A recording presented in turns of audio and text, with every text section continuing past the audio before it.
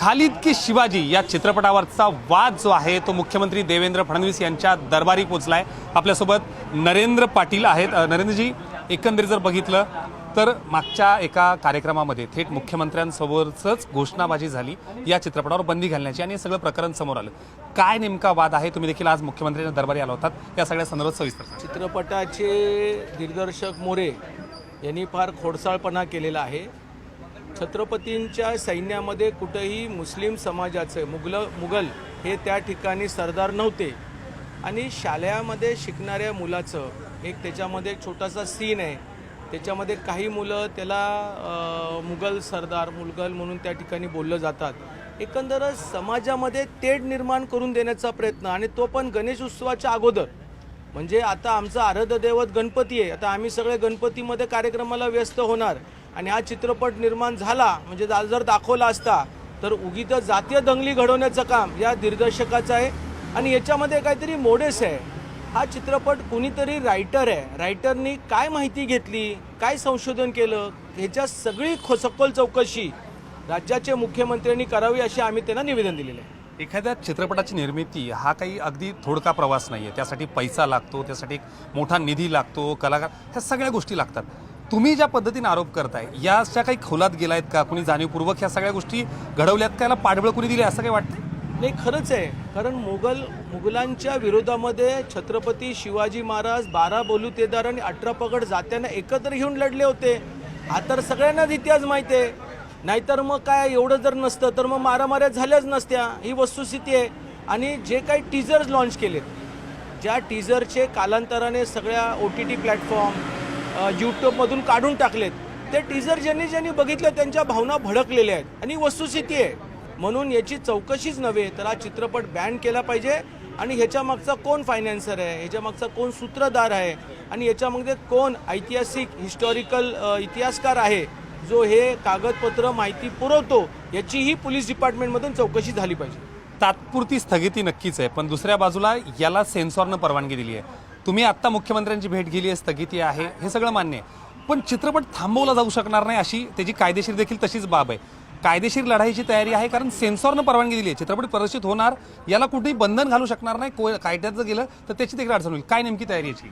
बघा, एक लक्षात घ्या की सेन्सॉर बोर्डनंही मागच्या वर्षी काही वर्षामध्ये हिस्टॉरिकल ऐतिहासिक पिक्चर बनवताना खास करून छत्रपती शिवाजी महाराजांच्यावरची चित्रपट असू दे, त्याच्यानंतर एक जोधा अकबरचा झाला, त्याच्यानंतर पद्मावती पिक्चर झाला, यांनी हिस्टॉरिकल मुवमेंट जे भारतातल्या कुठल्याही राजघराण्यातले जर बनवायचे असतील तर त्याला कोणीतरी इतिहासकार त्याच्यामध्ये असणं गरजेचं आहे।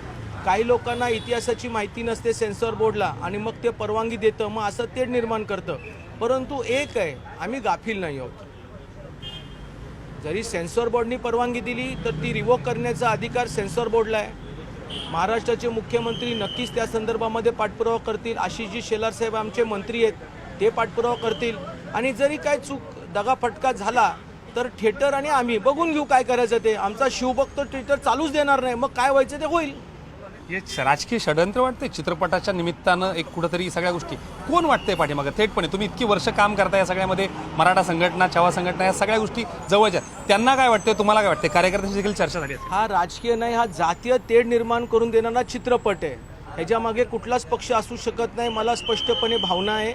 आणि ह्या सगळ्या विषयावरती काही हिंदू आडनावाची लोक जी कधी हिंदुइझमला मानतच नाहीत, ही प्रामुख्याने याच्यामध्ये घुसलेत असं मला वाटतं।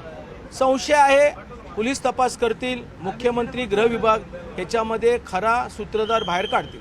म्हणजे याला लागूनच दुसरा प्रश्न, आशिष शेलारांचं नाव निघालं म्हणून आशिष शेलारांच्याच खात्यानं हा चित्रपट राष्ट्रीय नाही तर आंतरराष्ट्रीय पातळीवर चित्रपट महोत्सवात पाठवला।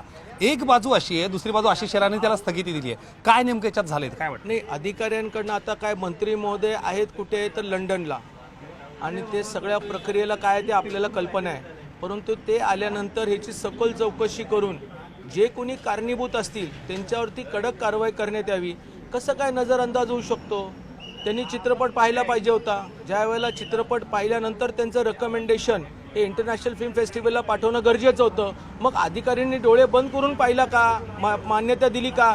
मंत्री महोदय चौकशी करतील ना, मंत्री आले चौकशी करतील आणि मग त्यात निर्णय घेऊ आम्ही।